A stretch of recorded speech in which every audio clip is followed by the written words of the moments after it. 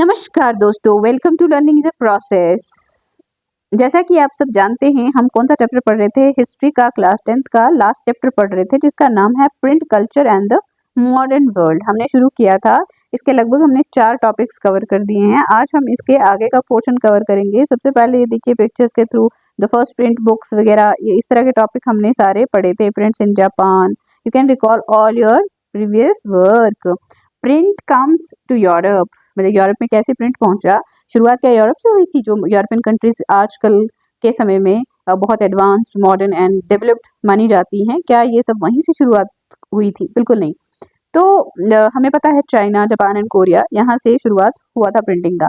अब Gutenberg and the printing press, इन्होंने revolutionise कर दिया एक प्रिंटिंग प्रेस को, और उससे काफी ज्यादा प्रिंटिंग में हेल्प मिला। देन क्या है हमारे पास? नेक्स्ट है the print revolution and its impact. Print का जो क्रांति हुई और इसके क्या प्रभाव हुए, पॉजिटिव नेगेटिव हर तरह के प्रभाव हुए होंगे। लोगों के इंटरेस्ट के मुताबिक, उनके सोच के मुताबिक क्या पढ़ रहे हैं, क्या समझ रहे हैं, उसे कैसे डिपिक्ट कर रहे हैं। That impacted a lot. Society became diverse in their interest. No religious debates and the fear of print. सबसे बड़ा जो दिक्कत हुई थी ना, रिलीजियस डिबेट्स आना शुरू हुए थे। रिलीजन की कुछ रूढ़िवादी परंपराएं थी, जिन्हें बहुत बड़ा झटका लगने वाले था। किससे? प्रिंटिंग रेवोल्यूशन से, जिसमें रिफॉर्मेशन मूवमेंट वगैरह चला एंड प्रोटेस्टेंट्स का जो मूवमेंट्स हुए थे। मतलब रिफॉर्मेशन मूवमेंट जो था प्रोटेस्टेंट्स के द्वारा चलाया गया। किसके अगेंस्ट? कैथोलिक चर्च के अगेंस्ट। तो ये इसी वजह से हुआ था, क्योंकि प्रिंटिंग से लोगों को काफी चीजें समझने और पढ़ने का मौका मिला था। प्रिंट एंड डिसेंट, कुछ मतभेद रहे होंगे प्रिंट जब हुआ। हर एक काम के पॉजिटिव एंड नेगेटिव्स देखने को मिलते हैं। The reading mania, entertainment source क्या था? बुक्स पढ़ेंगे, या उस समय इस तरह का टीवी या कुछ ये रेवोल्यूशनरी चीजें नहीं थी, ज्यादा लेवल पे थी नहीं, बल्कि हम कह सकते हैं। तो बहुत सारी चीजें, जैसे आप देखोगे कि सबसे ज्यादा खतरा किसको पैदा हुआ था? सबसे बड़ा खतरा रेवोल्यूशन प्रिंटिंग का जो था, वो किसके लिए बना था? वो टायरेंट लोगों के लिए बना था। ओके, नाउ देखो, उसके बाद हम देखते हैं print culture and the French revolution. जो प्रिंट का कल्चर और उसके साथ फ्रेंच रेवोल्यूशन का एसोसिएशन कैसे, और प्रिंट कल्चर ने कैसे रेवोल्यूशन को और बढ़ाया या इसमें एक सहायता का कार्य किया था, इसमें हमने ये देखा था, है ना। देन आप देख सकते हैं आज हमने क्या पढ़ना है, द 19th सेंचुरी, मतलब 19वीं शताब्दी के बारे में बता रहे हैं, प्रिंटिंग कल्चर के साथ जोड़ करके। The 19th century saw vast leaps in mass literacy in Europe, bringing in large number of the new readers among children, women and workers. 19th century ने बहुत बड़ा उछाल देखा लिटरेसी के फील्ड में, यानी पढ़ाई लिखाई यूरोप में बढ़ गई थी 19th सेंचुरी में, और बहुत सारे रीडर्स कौन बढ़ गए थे? अब पढ़ने वाले लोग कौन थे? नए जो ऐड हुए थे उनमें चिल्ड्रन थे, यानी बच्चे, और साथ में कौन थे? औरतें, साथ में वर्कर्स भी जुड़ गए। ठीक है, वर्कर सेक्शन भी पढ़ाई का काम करते थे, यानी पढ़ते थे ये लोग भी। चिल्ड्रन, विमेन एंड वर्कर्स, जो नया सेक्शन ऐड हुआ वो किस तरह से ऐड हुआ, उसके बारे में हम पढ़ते हैं कि लिटरेसी में इनका क्या योगदान रहा और किस तरह से इनकी एंट्री होती है। As primary education became compulsory from the late 19th century, children became an important category of the readers. जो प्राइमरी एजुकेशन था, यानी कि अप टू 5th जो होता है, वो एजुकेशन कंपल्सरी कर दिया गया 19वीं शताब्दी में, और बच्चों के लिए ये एक इम्पॉर्टेंट बदलाव था, और बच्चे इसमें काफ़ी ज़्यादा एनरोल हो जाते हैं। यानी कि जब एजुकेशन कंपल्सरी हो गया, 19th सेंचुरी की बात है, प्राइमरी एजुकेशन हर बच्चे के लिए कंपल्सरी था, तो सब बच्चे क्या बन गए? रीडर्स की कैटेगरी में आ गए, जो बहुत ही इंपॉर्टेंट रोल प्ले करने लगे अब रीडर्स के तौर पे। Production of the school text books became critical for the publishing industry. अब जो स्कूल की किताबें थी ना, वो एक बहुत इम्पोर्टेंट काम था लोगों के लिए, पब्लिशिंग इंडस्ट्री के लिए, कि टेक्स्ट बुक बनाना है, क्योंकि बच्चों को ज़रूरत है, बच्चों को पढ़ने के लिए टेक्स्ट बुक की ज़रूरत थी। A children's press devoted to literature for children alone was set up in France in 1857। एक बच्चों की प्रेस जो पूरी तरह से बच्चों को ही समर्पित थी। उसमें क्या था कि बच्चों के लिए ही प्रिंट किया जाता था मटेरियल, जो भी उनकी पढ़ाई का है, जिस तरह से भी है, वो बच्चों के लिए ही किया जाता था वहाँ पे काम। तो वो सेट कब हुई थी? वो फ्रांस में सेट करी गई 1857 में। This press publish new works as well as old fairy tales and folk tales. इस प्रेस का काम क्या था? ये नए काम पब्लिश कर रहे थे, जिसमें क्या आता था कि पुरानी परियों की कहानियाँ या फिर जो लोक कथाएं होती थी वो पब्लिश करते थे बच्चों के लिए ना, इंटरेस्टिंग इंटरेस्टिंग कहानियाँ। The Grimm brothers in Germany spent years compiling traditional folk tales gathered from peasants. जो ग्रिम ब्रदर्स थे ना, वो जर्मनी में काफी समय बिताते हैं, जहाँ से उन्होंने जो पारंपरिक कथाएं थी, कहानियां थी, वहाँ की लोक कथाएं थी, उन्हें इकट्ठा किया। कहाँ से? किसानों से। What they collected was edited before the stories were published in a collection in 1812. तो जो भी उन्होंने कलेक्ट किया था उसे एडिट करते थे पब्लिश करने से पहले, क्योंकि अगर कोई मिस्टेक हो, कुछ ऐसा कोई प्रॉब्लम आ जाए उसमें, तो उसको करेक्ट करके ही उसे पब्लिश किया जाता था। Anything that was considered unsuitable for children or would appear vulgar to the elites was not included in the published version. तो कोई भी ऐसी चीज जो सूट नहीं करती बच्चों के लिए, जो अच्छी नहीं है, या फिर ऐसी जो अपर सेक्शन है यानी कि अपर क्लास के लोग हैं, उन्हें वो वल्गर लगे, खराब लगे बच्चों के लिए, उसे इंक्लूड नहीं किया जाता था, उसको पब्लिश नहीं करते थे वो। रूरल फोक टेल्स दस एक्वायर्ड अ न्यू फॉर्म। अब जो गांव की लोक कथाएं थी, उनका एक नया रूप सामने आया लोगों के। In this way print recorded old tales but also changed them. इस तरह से जो प्रिंट ने पुरानी कहानियों को भी रिकॉर्ड करना शुरू किया, लेकिन उसे थोड़ा बदल के, मतलब अच्छे तरीके से प्रेजेंट करने की कोशिश करी। Women became important reader women became important reader as well as writers. तो औरतें जो हैं बहुत ही इम्पोर्टेंट रीडर्स बन गई और साथ में राइटर्स भी बन गई, वो लिखती भी थी पढ़ने के साथ साथ। Penny magazines were specially meant for women as were manual teaching proper behaviour and housekeeping. देखो, पेनी मैगजीन्स प्रिंट होती थी जो खास वुमेन के लिए ही होती। जिन मैगजीन्स में क्या सिखाया जाता था कि औरतों को कैसे बिहेव करना चाहिए, कैसे घर को संभालना चाहिए, किस तरह से घर सुंदर तरीके से डेकोरेट करके रखेंगी, ये सब मतलब घर की छोटी मोटी चीजों से को लेकर के ये मैगजीन्स बना करती थी। When novels began to be written in the 19th century, women were seen as important readers. novels जो थी 19th century में जब लिखी जाने लगी, तो उनकी सबसे important reader, उन्हें पढ़ने वाले सबसे ज्यादा लोग कौन थे? औरतें ही थी। बहुत पसंद करती थी novels को वो। Some of the best known novelists were women. कुछ बहुत अच्छी जो novels है ना प्रिंट हुई हैं, वो उनको पढ़ने वाली और लिखने वाली भी कौन थी? औरतें ही थी। जैसे Jane Austen, the Bronte sisters, George Eliot, ये 3 राइटर्स के नाम हैं। Their writings became important in defining a new type of women. ये जो राइटिंग करती हैं, जो लिख रही हैं औरतें, इन्होंने एक नया औरत का रूप दिखाया है, नई ही तरीका दिखाया कि किस तरह की एक औरत हो सकती है एज एन इंडिविजुअल। ठीक है, A person with will, strength of personality, determination and the power to think. तो वो इन नॉवेल्स के थ्रू औरतों को कैसे दिखाती थी? एक ऐसा इंसान जिसमें ताकत है, जिसकी खुद की एक पर्सनैलिटी है और एक जज्बा है कुछ करने का, सोचने की ताकत है जिसके पास, ऐसी औरत का रूप दिखाया गया। ऐसा था कि औरतों को हमेशा क्या था? डोमिनेंस में रहना पड़ता था। डोमिनेंस यानी कि दबाव के अंदर रहना पड़ता था। अगर शादी से पहले औरत है तो वो बेटी के रूप में या बहन के रूप में दबाव में रहती थी। भाई और पिता की बात को सुनकर मान करके ही चलना होता था उन्हें, और शादी के बाद पति और जो उसके बाद बच्चे। तो इस तरह से एक औरत का जीवन जो था वो एज अ पर्सन नहीं आता था, as a different role player आता था। तो ये एक इंडिपेंडेंट औरत की पहचान के रूप में नए तरीके से दिखाती हैं औरतों को।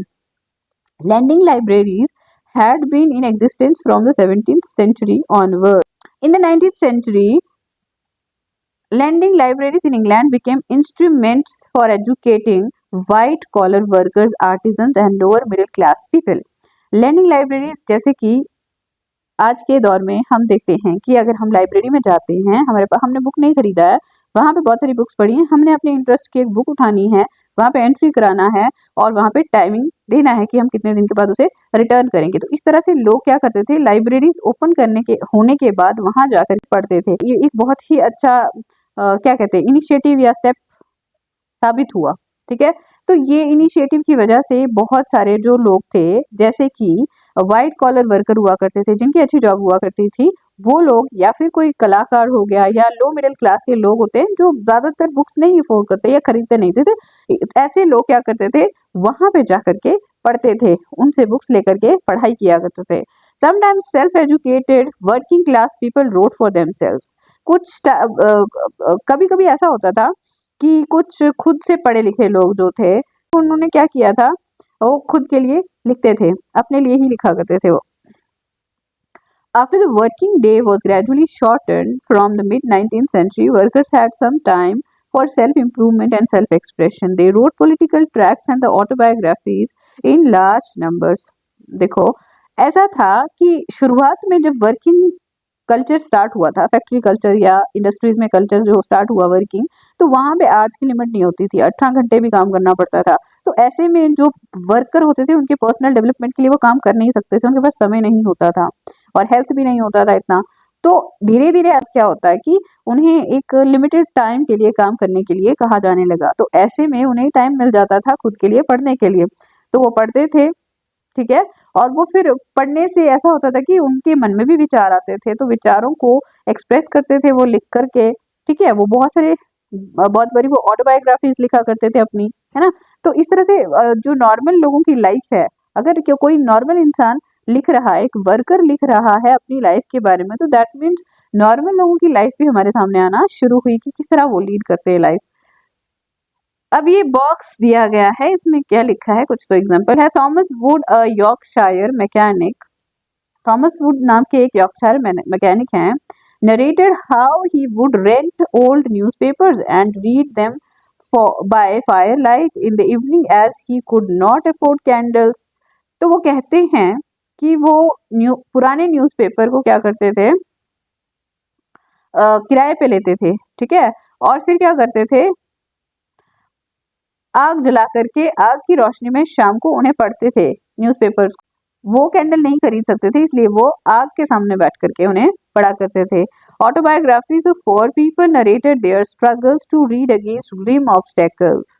जो गरीब लोगों की ऑटोबायोग्राफी होगी, ऑटोबायोग्राफी क्या होती है, अपनी आत्मकथा लिखना, खुद से लिखना जो, तो वो क्या बताएंगी, वो अक्सर उन लोगों की स्ट्रगल, संघर्ष की कहानियां बताते थे, या फिर जो उनकी गंभीर समस्याएं होती थी दिनचर्या में जो आती थी, वो सब के बारे में ही बात करते थे। The 20th century Russian revolutionary author Maxim Gorky's My Childhood and My University provide glimpses of such struggles।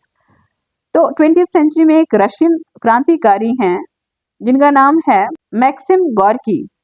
वो क्या लिखते हैं, my childhood and my university, ये उनकी बुक का नाम है।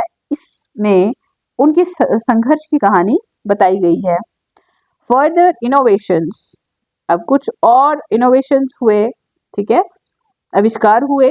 Bye the late 18th century the press came to be made out of metal। अब क्या है, 18वीं शताब्दी का अंत आते आते प्रेस को मेटल से बनाया जाने लगा, यानी धातु इस्तेमाल होने लगी प्रेस बनाने में। Through the 19th century there were a series of further innovations in printing technology. 19वीं शताब्दी की बात है कि एक बहुत सारी इनोवेशन स्टार्ट हुई थी प्रिंटिंग में। देखो, एक अगर काम शुरू होता है ना, जैसे कि आप एक एग्जांपल ले सकते हो, थॉमस एडिसन ने बल्ब बनाया, बल्ब के बाद फिर ट्यूबलाइट आई, ट्यूबलाइट के बाद अभी हमारे पास एलईडी बल्ब आ गए। तो इतना मतलब ये एक चीज को दोबारा उसको और इम्प्रूव्ड टेक्नोलॉजी में लाने के लिए काम चलता रहता। तो इसी तरह से प्रेस के साथ भी था। By the mid 19th century Richard M Hoe a New York had perfected the power driven cylindrical press। तो 19वीं शताब्दी के मध्य में क्या होता है कि रिचर्ड एम हो जो न्यूयॉर्क को बिलोंग करते हैं, उन्होंने क्या किया, एक पावर ड्रिवन सिलेंड्रिकल प्रेस को अच्छे से बनाया। This was capable of printing 8000 sheets per hour. तो इसकी कैपेसिटी थी 8000 शीट्स एक घंटे में ये प्रिंट कर सकती थी। पहले हमने पढ़ा था कि जो गुटेनबर्ग की प्रेस थी वो 300 प्रतियां एक साल में बना पाई थी, बुक्स प्रिंट कर पाई थी एक साल में। तो अब देखो, अब एक घंटे में 8000 शीट्स बना सकते हो, कितना बड़ा चेंज था।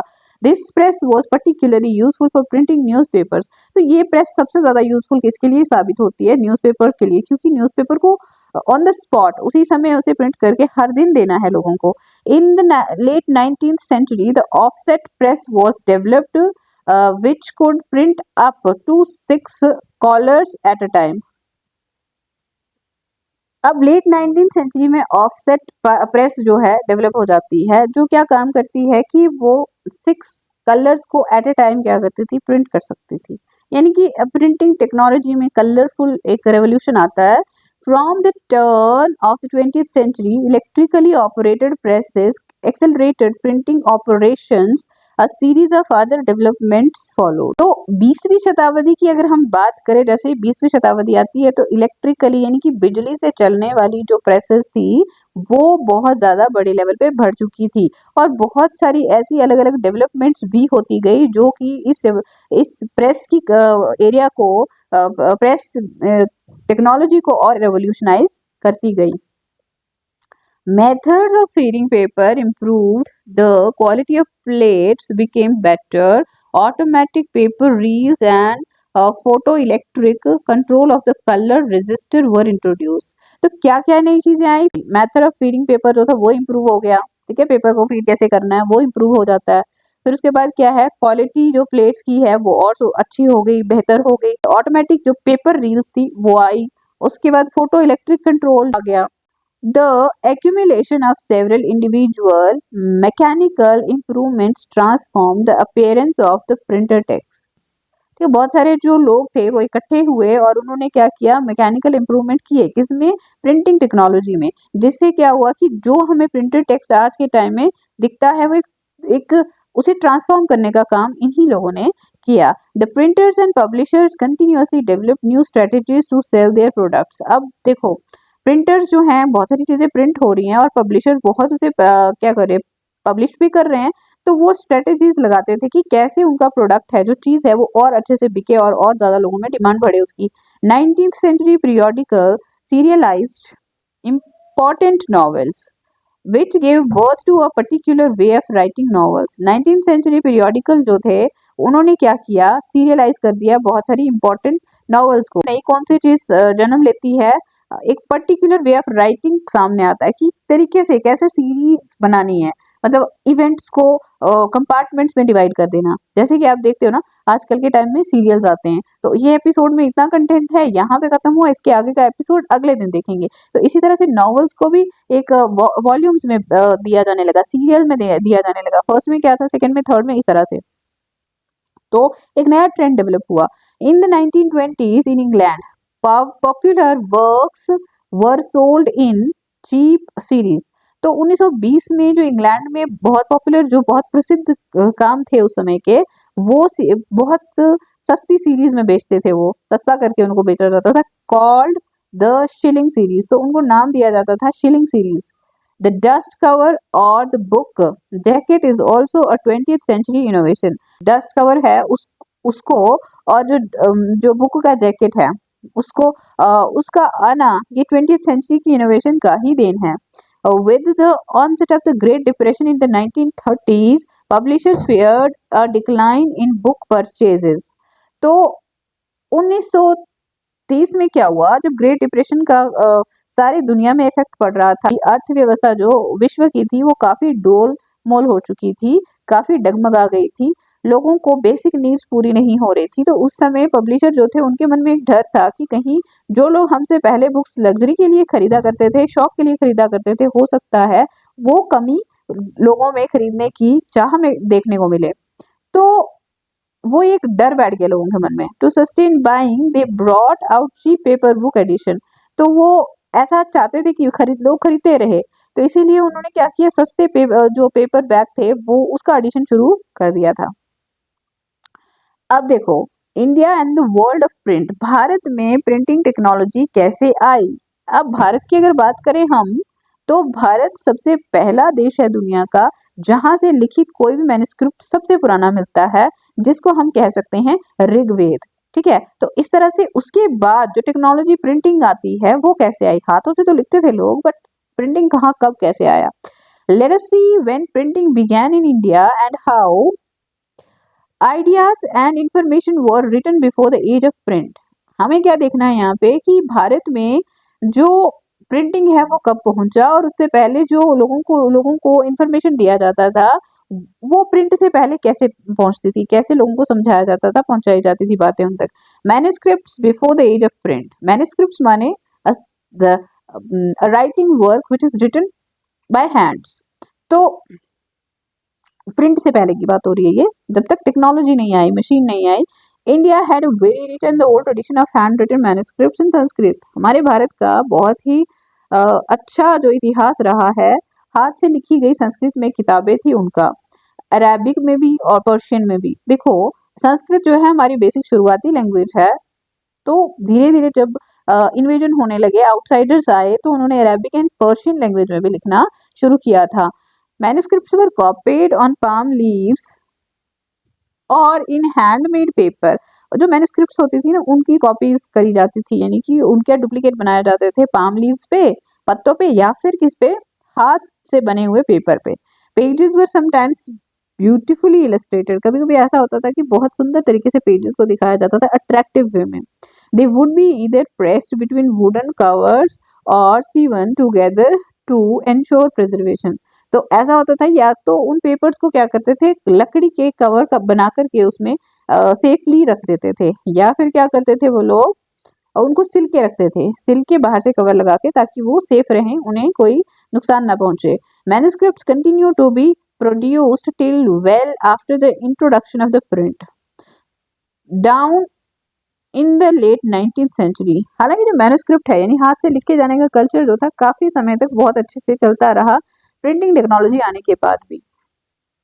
Manuscripts however were highly expensive and fragile. पर प्रॉब्लम ये थी कि जो मैन्युस्क्रिप्ट्स थी वो काफी ज्यादा एक्सपेंसिव हुआ करती थी, महंगी होती थी, और साथ में क्या थी, काफी कमजोर भी होते थे, उनके प्रिजर्वेशन का मुश्किल रहता था, उसको कैरी करना बहुत मुश्किल होता था। They had to be handled carefully and they could not be read easily as the script was written in different style। तो उनको हैंडल करना जितना मुश्किल था, पढ़ना उससे कहीं ज्यादा मुश्किल था, क्योंकि उनकी स्क्रिप्ट जो होती थी वो नॉर्मल नहीं होती थी। जिस इंसान ने अच्छी एजुकेशन नहीं मिली है जिसे, तो वो नहीं पढ़ सकता था उन बुक्स को। तो ये देखो कितनी सुंदर तरीके से इलस्ट्रेट करके दिखाई गई है बुक, और किस तरह से पिक्चराइज करके दिखाई है। आप देखो, ये साइड पे बॉर्डर बनाए हुए और सुंदर से डेकोरेट करके दिखाया है। और ये पेज किसका है, दीवान हफीज, 1824 में जो पेजेस वहां से लिए गए हैं। तो चलिए हम देखिए, so manuscripts were not widely used in everyday life. तो ये महंगी होती थी और साथ में बहुत कमजोर होती थी, हैंडलिंग प्रॉब्लम होती थी, पढ़ने में दिक्कत होती थी, इसलिए ज्यादा लोग इनको पढ़ते नहीं थे। Even though pre colonial Bengal had developed an existence network of the village primary school, students very often did not read texts, they only learned to write। हालांकि हमारे देश में कॉलोनियल रूल आने से पहले भी जो बंगाल में काफी अच्छा जो नेटवर्क बन चुका था प्राइमरी स्कूल्स का, तो वहां पे स्टूडेंट्स अक्सर क्या करते थे, बुक्स पढ़ते नहीं थे, मगर वो सीखते थे लिखना। ठीक है, वो लिखना सीखते थे, बुक्स पकड़ के नहीं पढ़ते थे। जैसे आज के समय में बच्चों को बुक्स दी जाती है पढ़ने के लिए, वो लिख के सीखते थे। Teachers dictated portions of the text from memory and students wrote them down. तो जो टीचर होता था ना, वो बताता था और टेक्स्ट से कुछ कहानी बता देते थे, तो वो स्टूडेंट्स उनको लिख दिया करते थे अपनी नोटबुक्स में। मेनी दस became literate without ever actually reading any kind of text. तो बहुत सारे लोग क्या होते थे, ज्ञानी बन जाते थे, पढ़ लिख जाते थे बिना किसी टेक्स्ट को खुद से खरीद कर पढ़ने के, क्योंकि उन्हें पढ़ाया जाता था, क्लास में बताया जाता था बुक के बारे में, उसके बारे में नरेट करके बताया जाता था, जिसकी वजह से वो समझ जाते थे और उसी को एक एजुकेशन का फॉर्मेट बना दिया था उन्होंने।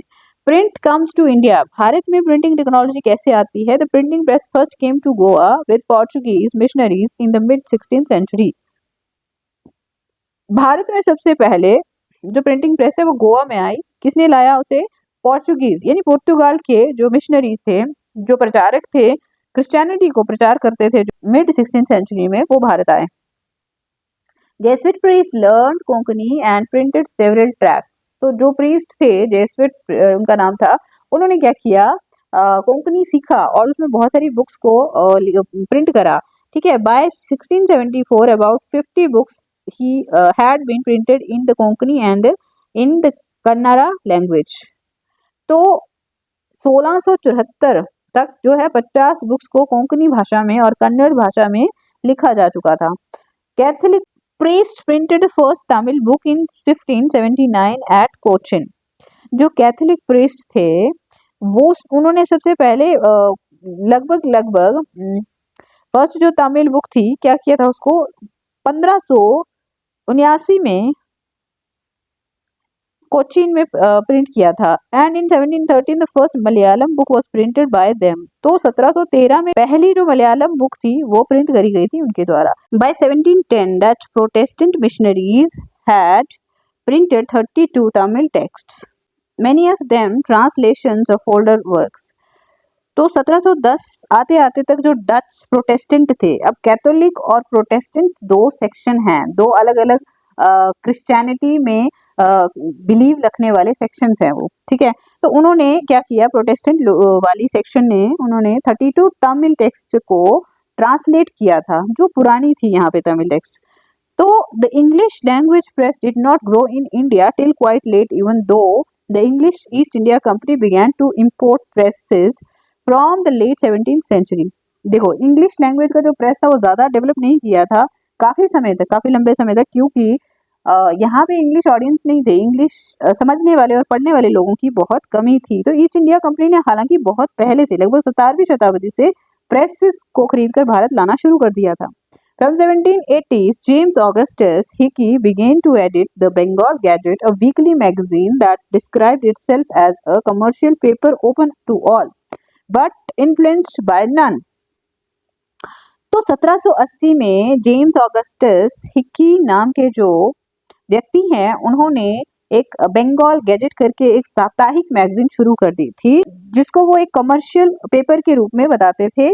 और उनका मानना था कि इसके ऊपर किसी का भी प्रभाव नहीं है, यानी कि इसकी कोई गवर्नमेंट या किसी का भी प्रेशर नहीं रहता था, इंडिपेंडेंट थी ये कोई भी चीज छापने के लिए। So it was private English enterprise.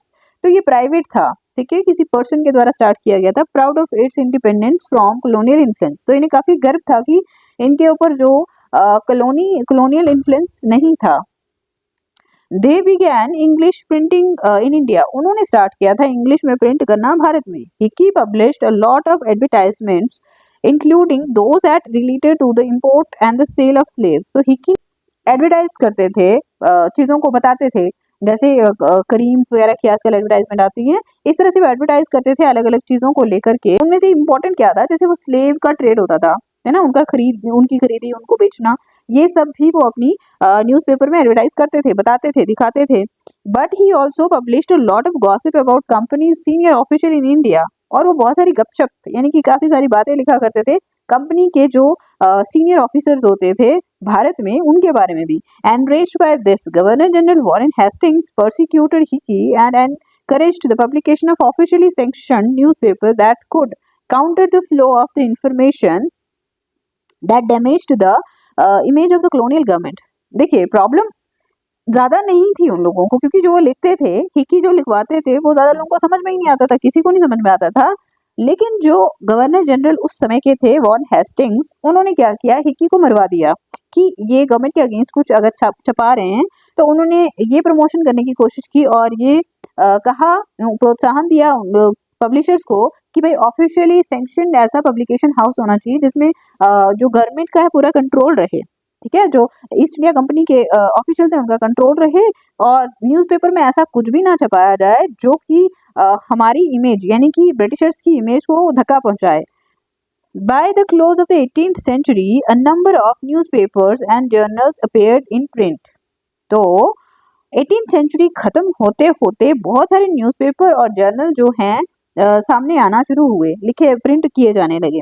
There were Indians too who began to publish Indian newspapers। बहुत सारे भारतीय लोगों ने भी न्यूज़पेपर पब्लिश करना शुरू किया था। The first to appear was the weekly Bengal Gazette, brought out by Gangadhar Bhattacharya, who was close to Ram Mohan Roy. तो पहला जो वीकली है, साप्ताहिक आया, उसका नाम बंगाल गैजेट है, वो भारतीय है। किसके द्वारा लिखी गई है, वो किसके द्वारा लाई गई, वो गंगाधर भट्टाचार्य के द्वारा। तो वो काफी क्लोज थे किसके, राजा राम मोहन रॉय के। Source, as late in 1768, William Bolt affixed a notice on the public building in Calcutta। तो 1768 के समय में जो विलियम बोल्ट नाम के व्यक्ति हैं, उन्होंने एक नोटिस चिपकाया कैलकाटा की बिल्डिंग पे। लिखते क्या हैं, टू द पब्लिक, वो पब्लिक को बता रहे हैं, मैं mister bolt takes this method of informing the public that the want of the printing press in this city being of a great disadvantage in business. We He is going to give the best encouragement to any person who are versed in the business of printing. तो उन्होंने लिखवाया था कि जो यहाँ पे printing का कमी है, यानी कि प्रिंटिंग प्रेस नहीं है उतने बड़े लेवल पे, तो वो किसी भी इंसान को प्रमोट करने की कोशिश करेंगे, प्रोत्साहन देंगे अगर कोई प्रिंटिंग टेक्नोलॉजी का हाथ थामने के लिए तैयार है तो। ठीक है। अब है Bolts however left for England soon after and nothing came out of the promise. वादा तो कर लिया लेकिन वो बहुत जल्दी वापस इंग्लैंड चले गए, इससे कोई भी ज्यादा जो है प्रभाव देखने को मिला नहीं। Religious reforms and public debates. जब पढ़ने लिखने लोग शुरू करते हैं तो काफी सारी चीजों में उथल पुथल होना शुरू होता है। कुछ गलत रूढ़िवादी समस्याएं या रूढ़िवादी प्रथाएं थी, उनके खिलाफ भी आवाजें उठने लगी थी। From the early 19th century, as you know, there were intense debates around religious issues. तो 19वीं शताब्दी के शुरुआत से जो है बहुत सारे डिबेट्स शुरू हुए थे धार्मिक बातों को लेकर के। Different groups confronted the changes happening within colonial society in different ways and offered a variety of new interpretation of the beliefs of the different religions. अलग अलग ग्रुप्स होते थे, जैसे वो क्या करते थे, कॉलोनियल सोसाइटी बन गई थी हमारी भारत की, यानी कि कॉलोनी के अंदर हम रह रहे थे। तो भारत में ऐसा था कि आंतरिक जो समस्याएं थी उसके लिए भी ग्रुप में डिवाइड हो चुके थे लोग। क्या कि कुछ लोग किसी चीज को, मानो एक प्रथा है, सती प्रथा है, कुछ लोग उसको फेवर करते हैं और कुछ लोग उसको फेवर नहीं करते थे, अगेंस्ट बोलते थे। तो इस तरह से ग्रुप्स में डिवीजन हो चुका था, मतभेद हो चुके थे वैचारिक धर्म को लेकर, धर्म की व्यवस्था को लेकर। Some criticized existing practices and campaigned for reforms, while others countered the arguments of reforms. कुछ reforms चाहते थे और कुछ नहीं चाहते थे, बदलाव सबको पसंद नहीं था। These debates were carried out in public and in print. तो ये सारे debates क्या होते थे, जो वो आपस में बात करते थे, कुछ लोग फेवर में बोलते थे, कुछ लोग अगेंस्ट बोलते थे, वो सारे क्या करते थे, प्रिंट करके लोगों के सामने, मतलब न्यूज़पेपर के रूप में भेज दिया करते थे। Printed tracts and newspapers not only spread the new ideas but they shaped the nature of the debates. अब जो प्रिंटेड ट्रैक्ट हुआ करते थे वो सिर्फ न्यूज को और न्यू आइडियाज को ही लोगों तक नहीं पहुंचाते थे, बल्कि वो एक नए तरह के डिबेट के नेचर को भी जन्म दे रहे थे। डिबेट का एक नया रूप सामने आ रहा था। Wider public could now participate in this public discussions and express their views. तो ऐसे में जब लोगों तक बातें पहुंचती है, खूब सारे लोग पढ़ रहे हैं न्यूज़पेपर और डिबेट्स देख रहे हैं, तो वहां से क्या होता था कि बड़े लेवल पे पब्लिक डिस्कशन हो सकती थी किसी भी बात को लेकर, किसी भी विचार को लेकर के। कौन सही समझ रहा है, कौन गलत समझ रहा है, क्या सही है क्या गलत है, ये समझने के लिए काफी ज्यादा लोगों का इन्वॉल्वमेंट होने शुरू हुआ था। New ideas emerge through these clashes of opinion. तो नए विचार तो आने थे ना, ओपिनियन, अब विचारों का टकराव होगा तो कुछ ना कुछ नया आएगा सामने। This was a time of intense controversies between social and religious reformers and the Hindu orthodoxy over matters like widow immolation, monotheism, Brahmanical priesthood and idolatry. तो ये एक ऐसा समय था जहाँ बहुत सारी जो कंट्रोवर्सीज हुई, जो काफी ज्यादा आपस में लोगों की तकरारें हुई, आपस में भिड़ गए लोग, जिसमें सामाजिक मुद्दों को लेकर बात होती थी, धार्मिक मुद्दों को लेकर बात होती थी, और बात करने वाले कुछ रिफॉर्मर्स थे और कुछ हिंदू ऑर्थोडॉक्स लोग थे जो इन बातों को बढ़ावा नहीं देना चाहते थे।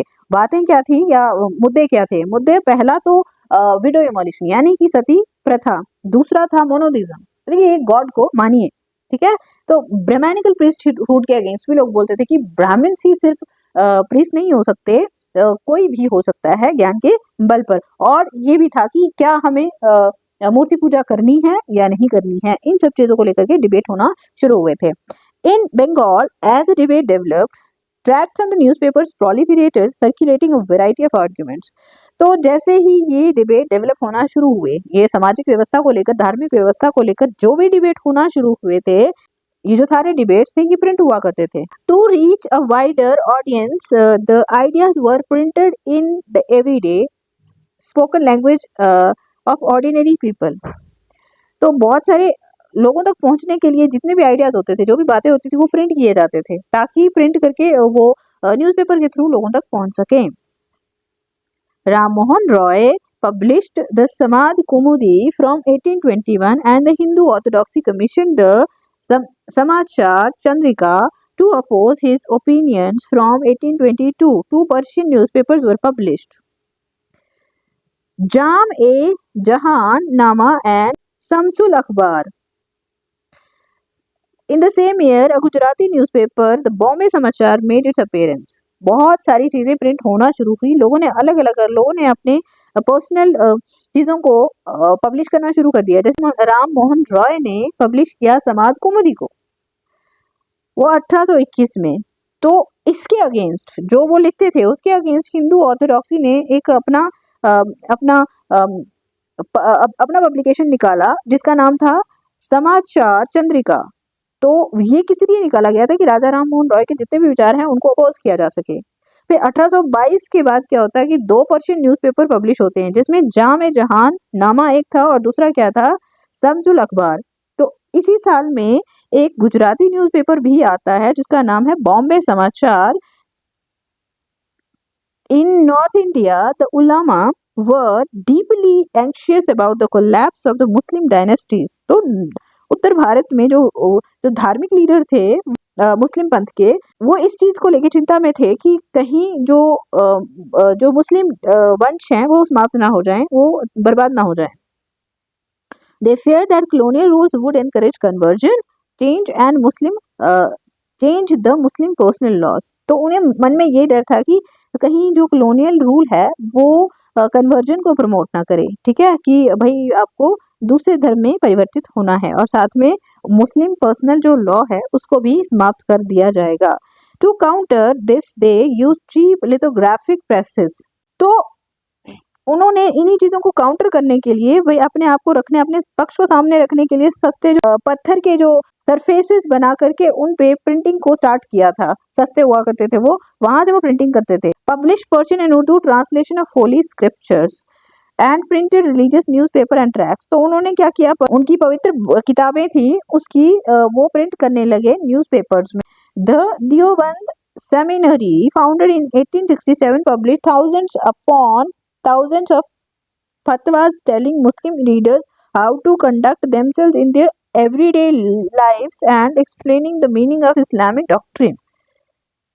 तो जो देवबंद सोसाइटी थी 1867 में इनका जो फाउंडेशन हुआ था, इन्होंने फतवा यानी कि जो लीगल जो धार्मिक ऑर्डर है उसे जारी किया था. उसमें ये दिखाते थे कि कैसे एक मुस्लिम नागरिक को अपने जीवन में कैसी उसकी दिनचर्या होनी चाहिए, कैसे उसको जीवन जीना है, और इस्लामिक डॉक्ट्रिन के मतलब भी उनको समझाना शुरू किए थे न्यूज़पेपर के through. All through the 19th century, a number of Muslim sects and seminaries appeared, each with a different interpretation of faith, each keen on enlarging its following and countering the influence of its opponents. तो मतलब अलग अलग sections यहाँ पे भी आए. कुछ लोग क्या करते थे, नए विचारों को अपनाने के लिए तैयार थे, कुछ लोग नए विचारों को अपनाने के बजाय पुराने विचारों के ऊपर खड़ा रहने की कोशिश कर रहे थे. तो इस तरह से अलग अलग सेक्शंस डेवलप हो जाते हैं मुस्लिम सोसाइटी में भी. Urdu print helped them conduct these battles in public. तो जो वो आपसी विचारों की जो युद्ध किया करते थे आपस में, तो उर्दू पेपर के थ्रू वो उनको प्रिंट करते थे, छपवाते थे न्यूज़पेपर में. Among Hindu to print encouraged the reading of religious texts, especially in the vernacular languages. The first printed edition of the Ramcharitmanas of Tulsidas, a 16th century text, came out from Calcutta in 1810. तो Hindu section में भी धार्मिक किताबों का अनुवाद होने लगा और प्रिंटिंग जो लोकल भाषाएं थी उनमें अनुवाद किया जाने लगा. और पहला जो प्रिंटेड एडिशन है रामचरितमानस का, जो तुलसीदास की लिखी गई है 16th सेंचुरी में, तुलसीदास द्वारा लिखी गई रामचरितमानस का फर्स्ट एडिशन जो है वो सामने आया कैलकटा से 1810 में. By the mid 19th century cheap lithographic editions flooded the north Indian market. तो 19वीं शताब्दी के मध्य में जो है बहुत सारे लिथोग्राफिक एडिशन थे वो मार्केट में आ गए. ठीक है, बहुत ज्यादा मात्रा में आए वो. From the 1880s the Naval Kishore press at Lucknow and the Shri Venkateshwar press in Bombay publish numerous religious text in vernaculars. तो 1880 में एक नावल किशोरी प्रेस लखनऊ पे आती है जिन्होंने काफी सारे धार्मिक ग्रंथों का अनुवाद जो है लोकल भाषाओं में प्रिंट किया था। और दूसरी तरफ से श्री वेंकटेश्वर प्रेस थी जो बॉम्बे में, उन्होंने भी सेम ही काम किया था कि वर्नाक्युलर लैंग्वेजेस में धार्मिक ग्रंथों की जो है चर्चा की थी।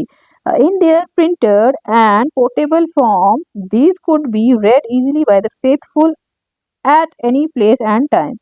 तो इनके जो पोर्टेबल फॉर्म था, यानी कि आप कैरी कर सकते हैं अच्छे से, ये सब जो फॉर्म के रूप में उन्हें निकाला गया, तो ये कहीं पे भी किसी भी समय पढ़ा जा सकता था। They could also be read out to large groups of the illiterate men and women. तो ये एक इंसान पकड़ के जो पढ़ा लिखा है वो बैठ जाए और बहुत सारे लोग जो अनपढ़ हैं आसपास में, जिन्हें पढ़ा लिखा नहीं है, उनको भी सुना दे, इस तरह से भी मुमकिन था। Religious texts therefore reached a very wide circle of people, encouraging discussion, debates and controversies within and among different religions। तो जो धार्मिक किताबें थी वो काफी ज्यादा लोगों के पास उनकी ज्ञान पहुंचा, उनके बारे में लोगों ने जाना। तो इससे क्या हुआ, डिस्कशंस यानी आपस में जो बातचीत है वो बढ़ी, उसको बढ़ावा मिला और आपस में डिबेट होने शुरू हुए, आपस में मतभेद देखने को मिले अलग अलग धार्मिक ग्रुप्स के। Print did not only stimulate the publication of the conflicting opinion amongst communities, but it also connected communities and people in the different parts of India. Newspapers conveyed news from one place to another, creating pan-Indian identities. तो print ने सिर्फ जो आपस में मतभेद से जुड़े हुए विचारों को ही बढ़ावा नहीं दिया था, बल्कि इन्होंने इनकी प्रिंटिंग की मदद से बहुत सारी कम्युनिटीज जो एक फेथ को, एक चीज को मानने वाली थी, वो आपस में थ्रू आउट इंडिया जुड़ गए, उनको एक करने में भी काम किया। तो न्यूज़पेपर ने एक जगह से दूसरी जगह मैसेज पहुंचाने का काम भी किया था। तो इससे पैन इंडिया यानी through out India identities create होने शुरू हुई थी। वाई न्यूज़पेपर्स, क्यों newspaper he? Krishnaji Trimbak Ranade, inhabitant of Pune, intended to publish a newspaper in the Marathi language with a view of affording useful information on every topic of the local interest. It will be open for free discussions on subjects of general utility, scientific investigation, and the speculations connected with the antiquities, statistics, curiosities, history, and the geography of the country and of the Dakkin especially. The patronage and the support of all interested in the diffusion of knowledge and welfare of the people is earnestly solicited।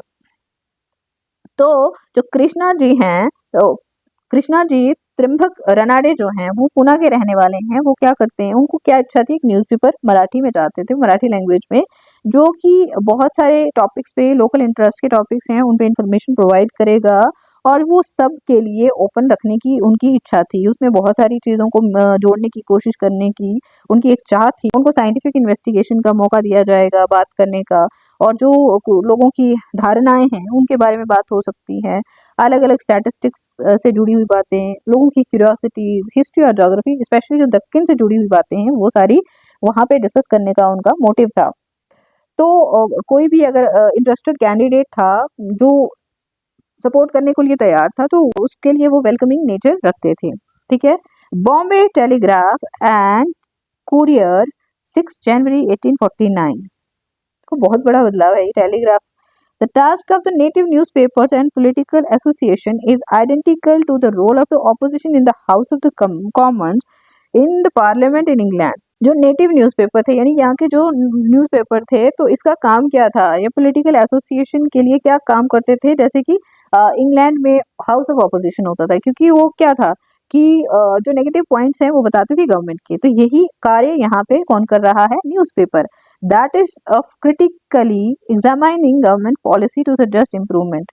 तो काम क्या था कि government की जो policies हैं उनको examine करना है और उनको सजेशंस देनी है इम्प्रूवमेंट के लिए, by removing those parts that will not be to the benefit of the people. और उन चीज़ों को रिमूव करना है जो लोगों के बेनिफिट के लिए नहीं है, फायदा नहीं देते। And also by ensuring speedy implementation, अगर जो चीज़ नहीं अच्छी है उसको रिमूव करिए और जो इम्प्लीमेंट करने लायक है उसे इम्प्लीमेंट तुरंत से किया जाना चाहिए। न्यूज़पेपर ये काम कर रहे थे। These associations ought to carefully study the particular issues, gather diverse relevant information on the nation as well as on what are the possible and desirable improvement, and this will surely earn to considerable influence. तो ये जो association हुआ करती थी वो क्या करती थी, पर्टिकुलर इश्यूज को लेके अच्छे से ध्यान से उनका अध्ययन करते थे, फिर अलग अलग इंफॉर्मेशन इकट्ठे करते थे जो देश के लिए और लोगों के हित के लिए होती थी, और उससे और साथ में जो इम्प्रूवमेंट की जा सकती थी, जो एग्जिस्टिंग सिस्टम इम्प्रूवमेंट की जा सकती थी, वो भी सुझाव दे सकती थी, जिससे गवर्नमेंट की कार्य करने की नीति पे काफी गहरा प्रभाव पड़ता था।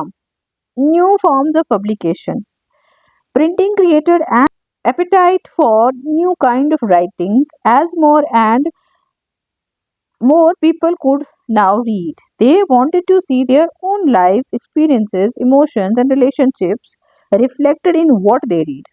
तो ऐसा है कि प्रिंटिंग से लोगों के अंदर अलग अलग तरह से जो है होता है ना, भूख जाग गई राइटिंग की। वो लिखना चाहते थे, अपने विचार लिखना चाहते थे, अपने इमोशंस को बताना चाहते थे, अपने एक्सपीरियंस जो हैं, और वो पढ़ना भी वही चाहते थे जो उनकी भावनाओं को, उनके एक्सपीरियंसेस को रिफ्लेक्ट करे। The novel, a literary form which had developed in Europe. Novel जो एक लिटरेरी फॉर्म थी जो यूरोप में डेवलप हुई थी, ideally catered to this need. तो ये क्या करती थी, इस जरूरत को, लोगों की जरूरत को पूरा कर सकती थी, क्योंकि लोगों को भावनात्मक चीजें पढ़ने का मन था, तो नॉवल ये काम कर सकती थी। It soon acquired distinctively Indian form and style. तो ये नॉवल एक भारतीय रूप लेकर के सामने आ जाती है जल्द ही। For readers it opened up new worlds of experiences and give a vivid sense of diversity of human life. तो पढ़ने वाले लोगों के लिए अलग अलग एक्सपीरियंसेस को, दुनिया की अलग अलग झांकी झलकें दिखाई जाने लगी, और जिससे लोगों की जो सेंसेस हैं उन पे काफी प्रभाव पड़ता गया, और डिफरेंसेस मतलब अलग अलग जो विभिन्नताएं आने लगी। बहुत सारे एक ओपन फील्ड हो गए लोगों के, ह्यूमन जो लोगों की जिंदगी में प्रभाव करने लगे, कि अलग अलग फील्ड में सोचना, विचारधारा। अब जितना हमने देखा, जितना पढ़ा, जितना सोचा, उतनी ही क्या है हमारी जो क्रिटिकल एनालिसिस की थिंकिंग का डेवलपमेंट होता है, हम इमेजिनेशन करना स्टार्ट कर सकते हैं। Other new literary forms also entered the world of reading, lyrics, short stories, essays with about social and the political matters। तो दो नए लिटरेरी वर्क भी तो सामने आए थे, जैसे कि रीडिंग करना या लिरिक्स। लिरिक्स होता है, जैसे गाना लिखता है ना कोई, तो उसके लिरिक्स लिखे जाते हैं।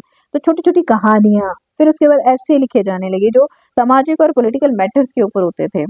In different ways, they reinforced the new emphasis on human lives and intimate feelings about the political and social rules and shaped such things। तो अलग अलग तरीके से ये जो जितनी भी अलग अलग चीजें छापी जाती थी, प्रिंट करी जाती थी, ये सब लोगों को अलग अलग तरीके से प्रभावित कर रही थी, और उनके एक नए तरह के लोगों का जन्म हो रहा था, शेप मिल रही थी उनको, उनके थॉट्स को। By the end of the 19th century, a new visual culture was taking shape। तो 19वीं शताब्दी के अंत होते होते एक विजुअल कल्चर का भी एमर्जेंस होता है, यानी कि देख के समझने का। With the setting up of an increasing number of the printing presses, visual images could be easily reproduced in multiple copies। तो बहुत सारी प्रिंटिंग प्रेसेस का जब सेटअप हो गया भारत में, तो इमेजेस और कलरफुल पिक्चर्स बनाना भी इजी था, और उनकी कॉपीज भी लोगों के सामने प्रस्तुत करना आसान था। Painters like Raja Ravi Varma produced images for mass circulation. तो बहुत ही प्रख्यात भारतीय पेंटर जो हैं राजा रवि वर्मा, उन्होंने इमेजेस बनाई और मास सर्कुलेशन के लिए दे दिया। और wood engravers who made wood blocks set up shops near the letter presses and were employed by print shops. जो गरीब वुड इनग्रेवर्स हुआ करते थे, जो वुड ब्लॉक्स बनाया करते थे, उन्होंने छोटी छोटी जो शॉप स्टार्ट कर दी थी, कहाँ पे, लेटर प्रेसेस के आसपास, और साथ में उनको एम्प्लॉयमेंट मिल जाता था, कहाँ पे, प्रिंट शॉप पे मिल जाता था। Cheap prints and calendars easily available in the bazaars. तो सस्ते प्रिंट्स और जो पेपर थे वो आसानी से मिल जाते थे बाजार में। Could be bought even by the poor to decorate the walls of their homes और प्लेसेस ऑफ वर्क। तो वो किसी भी गरीब के द्वारा खरीदे जा सकते थे, अपने घर की दीवारों को सजा सकते थे, या फिर किसी भी स्थान पे जहाँ पे वो रहते थे उन्हें सजा सकते थे वो। These prints began shaping popular ideas about modernity and tradition, religion and the politics, and society and culture। तो ये जो प्रिंट्स थे, इन्होंने अलग तरह के आइडियाज को जन्म दिया, एक मॉडर्न तरीके का मॉडर्न तरीके को लोगों के सामने पेश किया, ट्रेडिशन और रिलीजन के बारे में भी लोगों को समझाया, तो सोसाइटी और कल्चर पे बहुत प्रभाव पड़ा। सोशली, कल्चरली, रिलीजियसली, पॉलिटिकली लोगों को काफ़ी ज़्यादा इन आइडियाज़ ने इन्फ्लुएंस किया था। अब देखो, by the 1870s caricatures and cartoons were being published in journals and newspapers commenting on social and political issues. Some caricatures ridiculed the educated Indians' fascination with the Western tastes and uh, clothes, while others expressed the fear of the social change. There were imperial caricatures lampooning nationalists as well as nationalist cartoons criticizing imperial rule. 1870 के बाद की बात है। उस समय के क्या हो रहा था कि कैरिकेचर और कार्टून्स बनाए जाते थे, पब्लिश किए जाते थे न्यूज़पेपर में और जर्नल्स में, यानी कि एक हास्य पिक्चराइजेशन होता था, पॉलिटिकल पार्टीज का हो गया या फिर बड़ी अथॉरिटीज का हो गया, इस तरह से लोगों के सामने उन्हें प्रस्तुत किया जाता था। जैसे कि अभी भी हम देखते हैं ना, कभी न्यूज़ में या कोई ऐसे मीम्स बनाए जाते हैं, ऐसी छोटी छोटी शॉर्ट्स बनाई जाती हैं जिसमें डिफरेंट पार्टीज के लीडर्स को बड़े कॉमेडियन वे में प्रेजेंट किया जाता है, तो वही था जो पिक्चराइज करके वो दिखाते थे। तो कुछ तो ऐसे होते थे ना, कुछ ऐसे हास्य कार्टून हुआ करते थे ना, जो भारतीय जो पढ़े लिखे लोग थे उनको काफी ज्यादा ऐसे उनका मजाक उड़ाया करते थे, उनकी और भारतीय कपड़ों का, पहनावे का, है ना, अलग अलग तरीकों का जो है मजाक उड़ाया जाता था। तो दूसरी तरफ से ये भी डर दिखाया जाता था कि कहीं वेस्टर्न कल्चर जो है हमारे भारतीय कल्चर के को वो इन्फ्लुएंस ना करे और सामाजिक बदलाव ना आना शुरू हो जाए बहुत सारी चीजों में जो अनवांटेड हैं। कुछ तो इंपीरियल ऐसे हास्य कार्टून हुआ करते थे जो भारतीय जो नेशनलिस्ट लोग होते थे, देशभक्त लोग होते थे या देश के बारे में देश हितवादी लोग होते थे, उनका मजाक बनाया करते थे, उनको काफी ज्यादा लेग पुलिंग करते थे। इसके साथ जो नेशनलिस्ट कार्टून होते थे वो क्या करते थे, जो साम्राज्यवाद का जो रूल था हमारे भारत में उसको क्रिटिसाइज किया करते थे। अब विमेन एंड प्रिंट, औरतें और प्रिंट का क्या संबंध है? Lives and feelings of the women began to be written in particularly vivid and intense ways. जो औरतों की जीवन और उनकी जो फीलिंग है वो काफी इंटेंस तरीके से लिखी जाती थी। कैसे? Women's reading therefore increased enormously in middle class homes. देखो, औरतों की भावनाओं के बारे में अगर लिखते हैं, उनके बारे में बात करते हैं, तो ऑफ कोर्स वो पढ़ेंगी ना, क्या जो चीज हमें रिलेट करती है उसकी तरफ हम खिंचे चले जाते हैं ऑटोमेटिकली। तो मिडिल क्लास औरतों को पढ़ने का शौक बढ़ता गया। Liberal husbands and fathers began educating their women folk at home. जो ऑर्थोडॉक्स लोग नहीं हुआ करते थे वो अपने घर में औरतों को या बीवियों को पढ़ाने के लिए अलाउ कर देते थे and send them to schools when women's school were set up in the cities and towns after the mid 19th century. और उनको स्कूल या कॉलेजेस में भी भेजा करते थे जैसे ही 19th सेंचुरी के दौर में वो स्टार्ट हुए थे। Many journals began recurring writing by women and explained why women should be educated. बहुत सारे जर्नल में ये भी लिखा जाता था कि औरतों को क्यों पढ़ाया जाना चाहिए। They also carried a syllabus and attached suitable reading matter which could be used for home-based schooling. तो उनमें ऐसा सिलेबस लिया जाता था और बहुत सारी चीजें ऐसे रीडिंग मैटर में इंक्लूड करी जाती थी जिससे क्या हो सकता था, स्कूल घर में ही पढ़ाई स्कूल की तरह की जा सकती थी। But not all families were liberal. सभी लोग इतने स्वतंत्रवादी या इतने लिबरल नहीं हुआ करते थे। Conservative Hindus believed that a literate girl would be widowed and Muslims feared that educated women would be corrupted by reading. तो जो रूढ़िवादी लोग हुआ करते थे उनका विचार ये था कि पढ़ी लिखी लड़की विधवा हो जाएगी और मुस्लिम लोगों के मन में ये भय था कि पढ़ी लिखी औरतें जो हैं वो करप्ट हो जाएंगी, उनके विचार खराब हो जाएंगे। Urdu romances sometimes rebel women defied such prohibitions. कई बार ऐसा होता था कि कुछ औरतें जो थी क्रांतिकारी रूप में उन चीजों को जो उनके ऊपर रोके लगाई जाती थी उनको अपोज करती थी, उनके अगेंस्ट बोलती थी।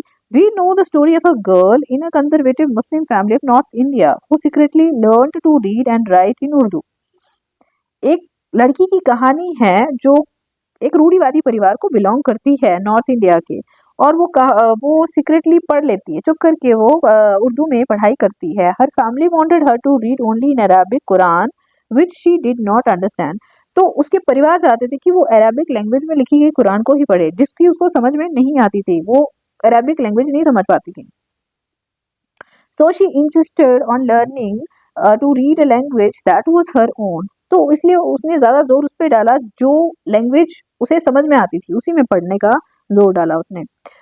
In East Bengal, in the early 19th century, Rashasundari Devi, a young married girl in a very orthodox household, learned to read in the secrecy of her kitchen. तो ईस्ट बंगाल की बात है, 19वीं शताब्दी। राशसुंदरी देवी नाम की एक लड़की है जिसकी शादी हो जाती है एक बहुत ही रूढ़िवादी परिवार में, जहां वो किचन में बैठ के छुप छुप के पढ़ाई करती है। Learn to read in the secrecy of her kitchen, उसने अपने किचन में ही पढ़ना शुरू कर दिया। Later, she wrote her autobiography, Amar Jeevan, which was published in 1876. तो जब उसने पढ़ना लिखना सीख लिया तो उसने अपनी आत्मकथा लिखी जिसका नाम था अमर जीवन, और वो पब्लिश होती है 1876 में। It was the first full-length autobiography published in the Bengali language. तो ये एक पहला फुल लेंथ ऑटोबायोग्राफी था, किसी की आत्मकथा थी जो बंगाली लैंग्वेज में पब्लिश की गई थी। Since social reforms and novels had already created a great interest in women's life and emotions, there was also an interest in what women would have to say about their own lives. तो जो सामाजिक बदलाव थे, reforms थे या novels थे, उन्होंने बहुत सारा इंटरेस्ट औरतों में ऑलरेडी जो है क्रिएट कर दिया था उनके जीवन को समझने के लिए, उनके इमोशन को समझने के लिए, और कि वो क्या कहना चाहती हैं अपने बारे में, ये सब जानने के लिए काफी ज्यादा लोग उत्सुक होते थे अक्सर। From the 1860s, a few Bengali women like Kailash Bashini Devi wrote books highlighting the experience of women. तो 1860 में कुछ बंगाली औरतें जैसे कि कैलाश बाशिनी देवी जो हैं, उन्होंने बुक्स लिखी जो हाईलाइट करती हैं औरतों के एक्सपीरियंसेस को about how women were imprisoned at home. Experiences क्या कि कैसे उन्हें घर में ही कैद कर दिया जाता है, केप्ट इन इग्नोरेंस, उन्हें अज्ञान में रखा जाता है, अज्ञान के अंधेरे में रखा जाता है। Force to do hard domestic labour, और उन्हें जबरदस्ती जो है घर का घरेलू काम करने के लिए मजबूर किया जाता है। And treated unjustly by the very people they served, तो और उन्हें काफी अन्यायपूर्ण बर्ताव सहना पड़ता था उन लोगों का जो जिनकी वो सेवा करती थी। In the 1880s, in present days, Maharashtra, Tarabai Shinde and Pandita Ramabai wrote with passionate anger about the miserable lives of the upper caste Hindu women, especially widows. A woman in a Tamil novel expressed what reading meant to women who were so greatly confined by social regulations. For various reasons, my world is small. More than half my life happiness has come from books.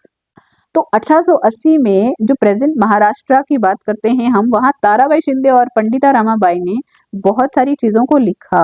उन्होंने अपने गुस्से को व्यक्त किया कि कैसी जो जीवन है अपर कास्ट हिंदू औरतों का होता था, खास करके जो विडो लोग होते थे उनके साथ किस तरह का बर्ताव किया जाता था।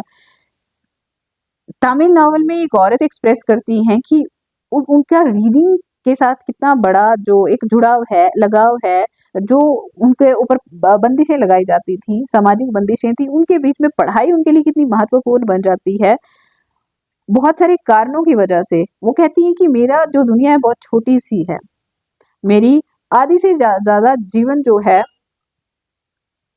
वो उसकी खुशियां कहाँ से आती हैं, किताबों से आती हैं। मैं किताबें पढ़ती हूँ तब मैं खुश होती हूँ, क्योंकि बहुत सारी अच्छी चीजें लिखी होती हैं और अलग अलग सेक्शंस औरतों के लिए अलग अलग चीजें लिखा करती थी, तो उससे उनको काफी ज्यादा एक सुकून मिलता था। While Urdu, Tamil, Bengali and Marathi print culture had developed early, Hindi printing began seriously only from the 1870s. हालांकि जो उर्दू, तमिल, बंगाली और मराठी प्रिंट कल्चर जो है वो बहुत जल्दी स्टार्ट हुआ था, लेकिन हिंदी का प्रिंटिंग जो है वो 1870 के बाद ही शुरू हुआ था सीरियस तरीके से। Soon a large segment of it was devoted to the education of women. तो इसका ज्यादातर पार्ट किसको डिवोटेड था, किसके लिए समर्पित था, औरतों की शिक्षा के लिए। In the early 20th century, journals written for and sometimes edited by women became extremely popular. तो अर्ली 20th सेंचुरी में कुछ जर्नल जो है जो औरतों के लिए लिखे जाते थे और औरतों के द्वारा ही लिखे जाते थे वो बहुत ही पॉपुलर हो गए। बहुत प्रसिद्ध हुए। They discussed issues like women's education, widowhood, widow marriage and the national movement. तो उनमें डिस्कशन किस बात को लेकर के होती थी, कौन से मुद्दे उठाए जाते थे, जैसे औरतों की शिक्षा के बारे में, और जो विधवा का जीवन था उसके बारे में, और विधवा पुनर्विवाह जो था उसके बारे में, भारत में जो नेशनल मूवमेंट चलाए गए उन इन चीजों को लेकर के उनके बारे में लिखा जाता था। Some of them offered household and fashion lessons to women and brought entertainment through short stories and serialized novels. तो कुछ में ऐसा होता था कि घर में फैशन के बारे में लोगों को, औरतों को सिखाया जाता था, उसमें लिखी जाती थी बातें, साथ में एंटरटेनमेंट का सोर्स हुआ करती थी ये औरतों के लिए अक्सर नॉवेल्स, है ना, शॉर्ट स्टोरीज वगैरह। तो सीरियलाइज नॉवेल्स एक एंटरटेनमेंट के रूप में औरतें देखती थी, पढ़ती थी उनको बैठ करके। इस तरह से आज के टाइम में क्या करते हैं, सीरियल्स देखते हैं, मूवीज देखते हैं, इस तरह से ये भी एक एंटरटेनमेंट का सोर्स हुआ करती थी।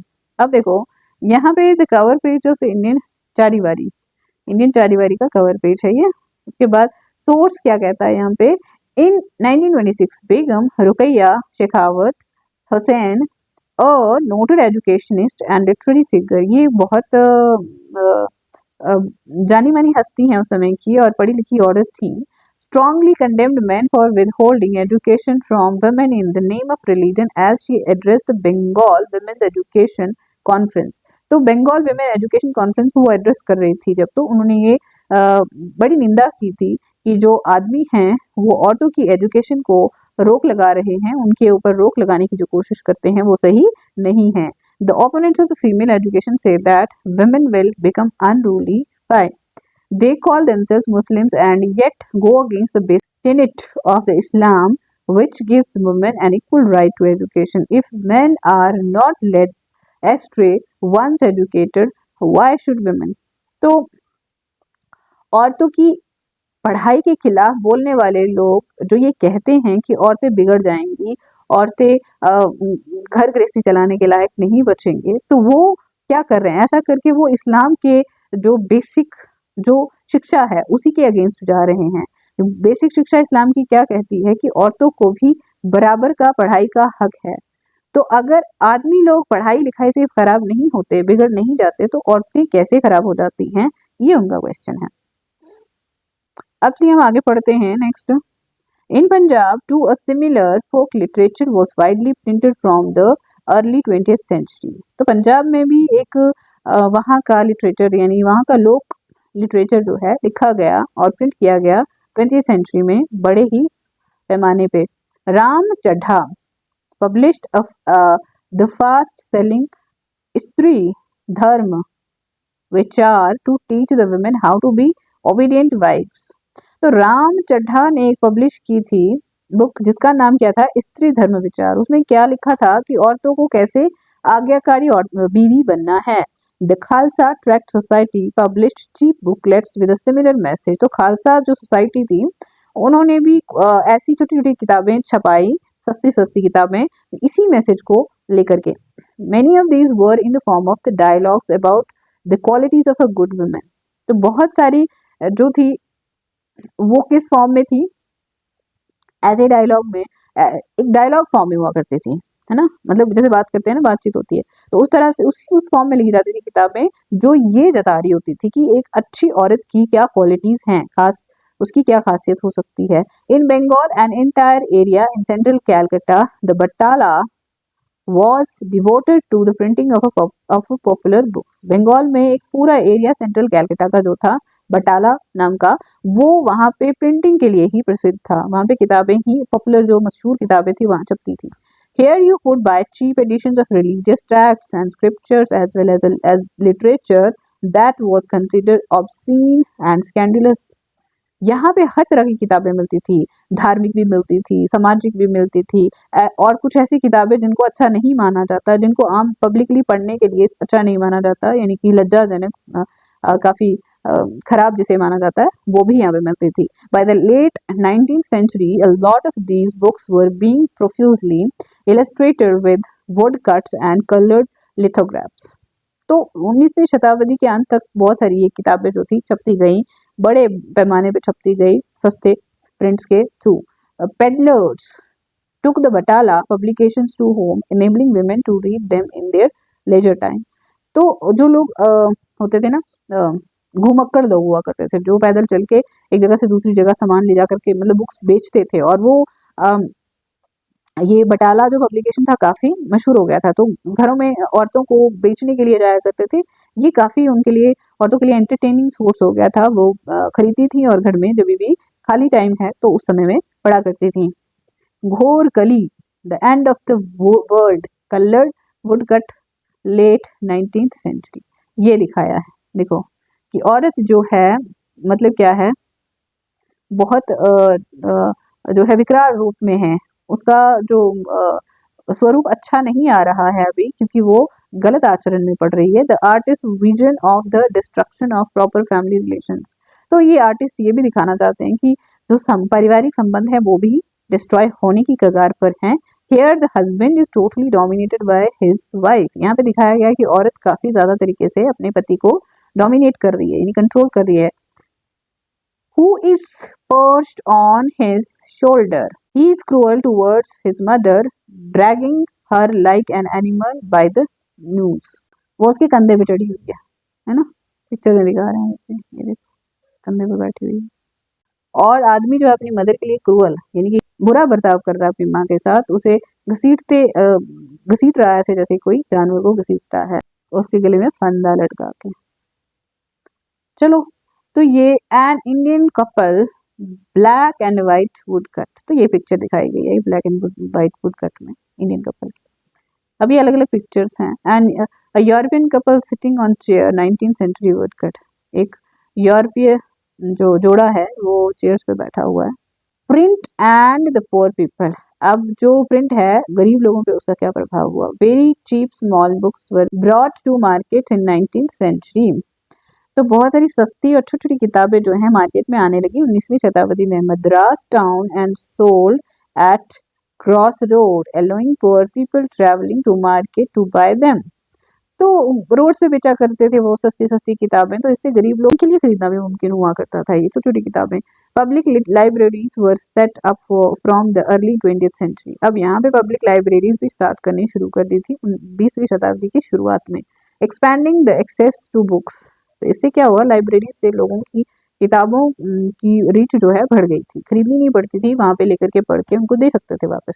These libraries were located mostly in the cities and town, तो ज्यादातर लाइब्रेरीज शहरों और कस्बों में ही हुआ करती थी। And at time in prosperous villages, और कभी कभी काफी जो अच्छे और रिच विलेजेस जो हुआ करते थे, ठीक है, वहां पे भी होती थी libraries. For rich local patrons, setting up a library was a way of acquiring prestige. तो जो अमीर लोग होते थे ना, वो इसको पेट्रोनेज देते थे, यानी कि खर्चा वर्चा उठाते थे, ध्यान रखने का कार्य करते थे, करवाते थे। तो ये एक बहुत बड़ा प्रेस्टीज का काम हो गया था कि लाइब्रेरी सेटअप करवाई है किसी ने, वो मान सम्मान प्रतिष्ठा का एक साइन माना जाता था ये। From the late 19th century, issues of caste discrimination began to be written about in many printed tracts and essays. तो लेट 19th सेंचुरी से बहुत सारे जो जाति के भेद की बातें होती थी वो इशू भी उठने लगे थे, एसेज में लिखे जाने लगे थे। Jyotiba Phule the Maratha pioneer of the low caste protest movement wrote about the injustice of the caste system in his गुलामगिरी 1871। जो ज्योतिबा फुले समाज सुधारक हैं, वो मराठा के सबसे पहले इंसान थे जिन्होंने क्या किया था, लो कास्ट प्रोटेस्ट मूवमेंट शुरू किया था। उन्होंने एक किताब लिखी थी जिसका नाम गुलामगिरी था, लिखी वो 1871 में थी, और उसमें उन्होंने जो छोटी जातियों के साथ जो भेदभाव होता था उसके बारे में लिखा था। In the 20th century, B.R. Ambedkar in Maharashtra and E.V. Ramaswamy Nayakar in Madras, better known as Periyar, wrote powerfully on caste and their writing were read by people all over India. तो 20वीं शताब्दी में B.R. Ambedkar Maharashtra में और जो E.V. Ramaswamy Naikar थे उन्होंने मद्रास में ये जातिवाद के खिलाफ आवाज उठाई थी, और जो E.V. रामास्वामी नायकर हैं उन्हें पेरियार भी कहा जाता है। तो उन्होंने काफ़ी ज़्यादा जो साउथ इंडिया में कंट्रीब्यूट किया जातिवाद के खिलाफ आवाज़ उठाने के लिए। Local protest movements and sects also created a lot of popular journals and tracts criticizing ancient scriptures and envisaging a new and just future। तो बहुत सारे जो विरोधी जो लोकल प्रोटेस्ट मूवमेंट शुरू हुए थे और सेक्ट मूवमेंट जो हुए थे, बहुत सारे उन्होंने भी कंट्रीब्यूट करा था क्रिटिसाइज करने में, क्रिटिसाइजिंग एंशिएंट जो स्क्रिप्चर थे उन्हें, और नए और जस्ट फ्यूचर के निर्माण के लिए भी काफ़ी ज़्यादा कंट्रीब्यूट किया था उन्होंने। Workers in factories were too overworked and lacked the education to write much about their experiences. जो फैक्ट्रीज में काम करते थे लोग, उनके ऊपर काम का काफ़ी ज़्यादा बोझ होता था, लंबे समय तक काम करना पड़ता था, तो वो लिख नहीं पाते थे ज़्यादा अपने एक्सपीरियंसेस को, या फिर इच्छा नहीं होती थी। But Kashi Baba, a Kanpur mill worker, wrote and published छोटे और बड़े का सवाल in 1938 to show the links between caste and the class exploitation। लेकिन जो काशी बाबा नाम के एक मिल वर्कर हैं, कानपुर के हैं, उन्होंने एक किताब लिखी और पब्लिश की जिसका नाम था छोटे और बड़े का सवाल। 1938 में सामने आई। तो ये क्या शो करती थी, लिंक कास्ट और क्लास एक्सप्लॉयटेशन का ये लिंक शो करती थी ये, कि कैसे जाति के ऊपर भेदभाव किया जाता है, कैसे क्लास के ऊपर, यानी कि आप किस वर्ग को बिलोंग करते हैं, कितना आप पैसे वाले हैं, उस हिसाब से क्या जो कम होगा तो उसका एक्सप्लॉयटेशन कैसे किया जाता है, ये सब इसमें लिखा गया है। The poem of another Kanpur mill worker who wrote under the name of the Sudarshan Chakra between 1935 and 1955 were brought together and published in a collection called सच्ची कविताएं। तो एक और मिल के वर्कर हैं जो कानपुर के ही हैं, उन्होंने अपने सुदर्शन नाम से लिखा है, सुदर्शन चक्र नाम से लिखा है, जो 1935 और 1955 के बीच लिखी गई हैं, उनका कलेक्शन बनाया गया और उससे नाम दिया गया है सच्ची कविताएं। By the 1930s Bangalore cotton mill workers set up libraries to educate themselves. तो 1930 में बेंगलोर में जो कॉटन के मिल वर्कर थे, उन्होंने लाइब्रेरी स्टार्ट की थी ताकि वो खुद को पढ़ा सकें, वो खुद पढ़ सकें वहाँ पे। Following the example of Bombay workers, तो उन्होंने एग्जाम्पल किसका लिया था ये सब करने के लिए, बॉम्बे के वर्कर्स ने। इसका मतलब बॉम्बे के वर्कर्स ने ये काम शुरू किया था पहले।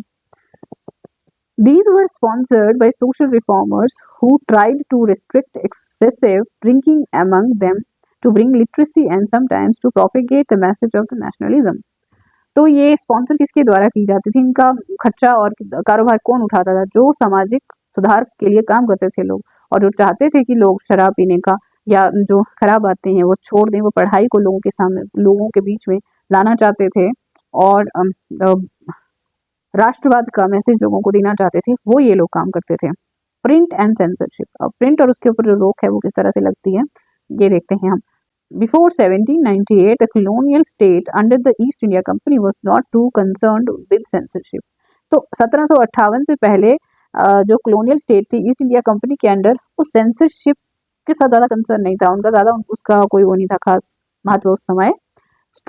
Strangely, its early measures to control printed matter were directed against Englishmen in India, who were critical of company misrule and hated the action of the particular company officers। तो ये बहुत ही अजीब है कि जो शुरुआत के जो मेजर्स लिए गए थे, किसको कंट्रोल करने के लिए मेजर्स लिए गए थे, कि जो प्रिंटेड मैटर होता था किसके अगेंस्ट, इंग्लिशमैन के अगेंस्ट। इंडिया में जो क्या बोलते थे, कंपनी ऑफिशियल के मिसरूल को दिखाते थे, और उनके जो बुरे एक्शन थे वो सामने रखते थे, उनके खिलाफ सेंसरशिप लगाई जाती थी शुरुआत में। The company was worried that such criticism might be used by its critics in England to attack its trade monopoly in India। तो कंपनी को ये नहीं डर था कि भारत में इससे कुछ असर पड़ेगा, क्योंकि भारतीय लोग इंग्लिश जानते और पढ़ते नहीं थे उस समय। तो उन्हें ये था कि भारत की जो संप्रभुता कंपनी के हाथ में है, कहीं कंपनी के जो ओपोनेंट हैं, उसके जो खिलाफ लोग हैं, वो इस्तेमाल ना कर लें इसको भारत में उनकी मोनोपोली तोड़ने के लिए। मोनोपोली होती है एक संप्रभुता, एक इंसान का रूल जो उसे छूट मिली है कि वो ही वहाँ पे कार्य करेगा, या जो भी है फ्रीली ट्रेड करना, व्यापार करना या बिजनेस करना, वो सब। By the 1820s, the Calcutta Supreme Court passed certain regulations to control press freedom, and the company began encouraging publication of newspaper that would celebrate British rule। तो 1820 तक क्या होता है कि कैलकाता सुप्रीम कोर्ट ने एक कानून पास किया जिसमें कुछ रूल्स एंड रेगुलेशन लगाए गए प्रेस की स्वतंत्रता पे। और कंपनी क्या इनकरेज करती है कि ऐसे पब्लिकेशन को बढ़ावा दिया जाए जो कि ब्रिटिश रूल को अच्छा बताएं, उनके लिए अच्छी अच्छी बातें लिखें। इन 1835 faced with urgent petitions by editors of English and vernacular newspaper, Governor General Bentinck agreed to revise press laws। तो 1835 में तो कुछ पिटिशंस आई एडिटर्स की, इंग्लिश और लोकल न्यूज़पेपर्स की, जिसके ऊपर गवर्नर जनरल बेंटिक को ध्यान देते हुए दोबारा से प्रेस लॉज को रिवाइज करना पड़ा। Thomas Macaulay, a liberal colonial official, formulated new rules that restored the earlier freedom। तो थॉमस मैकाइवली जो हैं वो काफ़ी लिबरल ऑफिसर थे, काफ़ी अच्छे थे, भारतीय लोगों के बारे में काफ़ी उनका मतलब अच्छा विचार रखा करते थे वो। तो उन्होंने नए रूल्स बनाए। तो ऐसे में उन्होंने जो पहले प्रेस की फ्रीडम हुआ करती थी वो लौटा दी। After the revolt of 1857 the attitude of to freedom of the press changed. 1857 की क्रांति के बाद जो प्रेस की फ्रीडम की तरफ जो विचार था वो बदल गया। Enraged Englishmen demanded a clampdown on the native press. As vernacular newspapers became assertively nationalist, the colonial government began debating measures of the stringent control।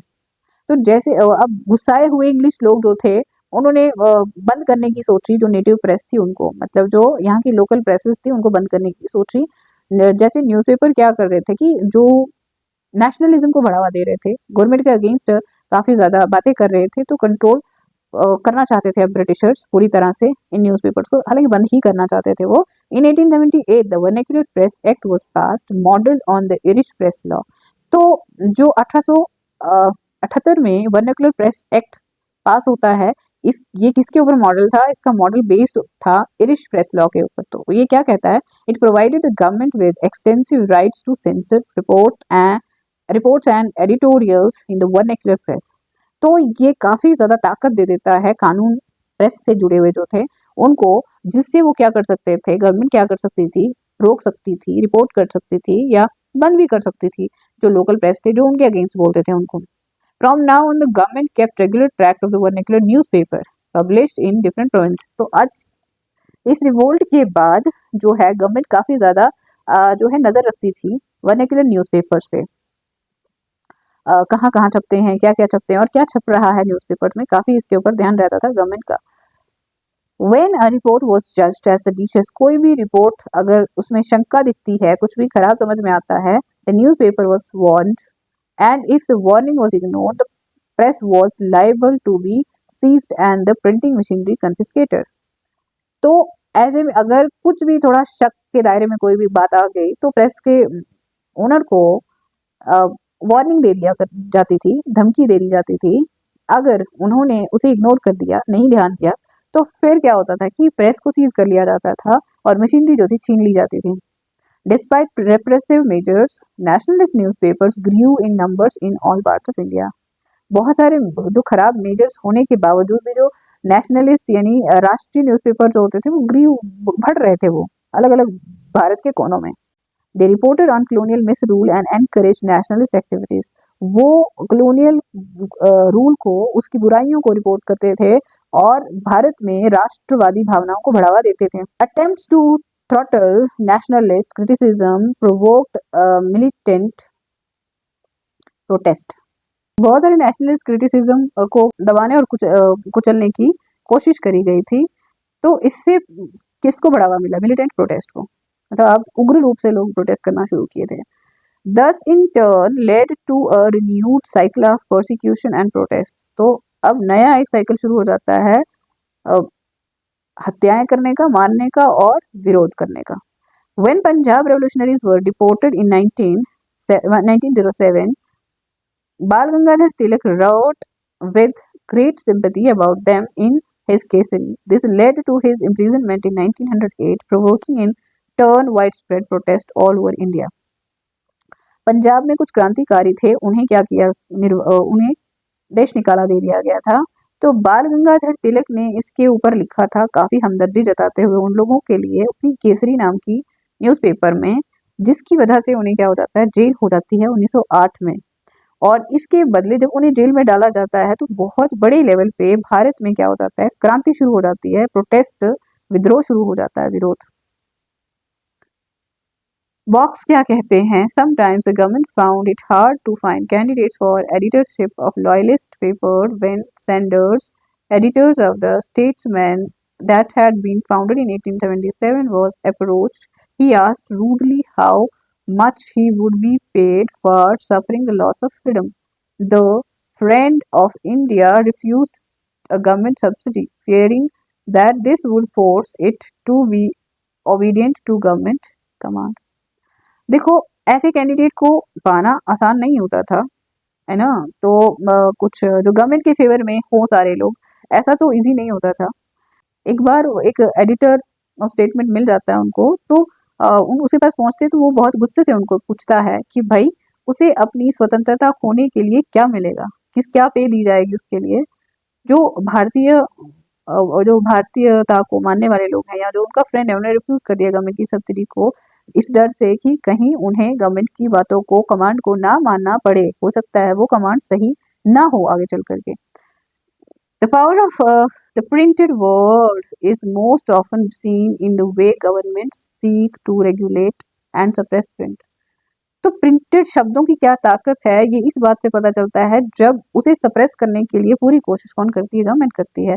The colonial government kept continuous track of all books and newspapers published in India and passed numerous laws to control the press. तो colonial government ने बहुत गहराई से control रखा था किसके ऊपर? भारतीय किताबों के ऊपर जो छपती थी, न्यूज़पेपर छपते थे, और बहुत सारे लॉज पास करे हुए थे कंट्रोल करने के लिए, ताकि कुछ भी उनके अगेंस्ट ना बोला जाए।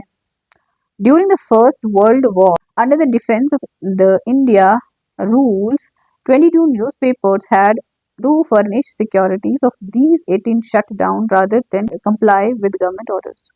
तो सेकेंड वर्ल्ड वॉर के टाइम में जो गवर्नमेंट की स्थिति थी, जो उन्होंने किया था, वो सब न्यूज़पेपर में आना था, ना कि जो गवर्नमेंट ऑर्डर कर रही थी वो, मतलब वो छपा जो नहीं गवर्नमेंट चाहती थी। The Sedition Committee report under Rowlett in 1919 further strengthened control that led to the imposition of penalties on various newspapers.